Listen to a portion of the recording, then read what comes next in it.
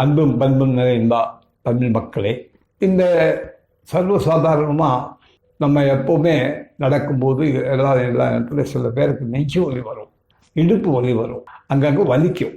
இந்த வலி உள்ளவங்க உங்களுக்கு அருமையான ஒரு ட்ரீட்மெண்ட்டு அகத்தி கீரையிலேயே செஞ்சு சாப்பிட்டா இந்த நெஞ்சு வலிக்கு நல்ல பலன் தரும். நெஞ்சு வலி என்று சொல்லும்போது சர்வசாதாரணமாக ஏதாவது ஒரு ஓய்டலோ எந்த முறையிலையாவது வேகமாக நடந்தாலும் சில நபர்களுக்கு வரலாம். இப்படி உள்ள எப்படிப்பட்ட நெஞ்சு வலி வந்தாலும் அகத்தி கீரை கொண்டு வந்து நல்லா அதை கொதிக்க வச்சு அதில் கொஞ்சம் ஜீரகம், மிளகு, வெள்ளைப்பூண்டு அது வெள்ளைப்பூண்டு மலம் பூண்டு ரொம்ப நல்லது.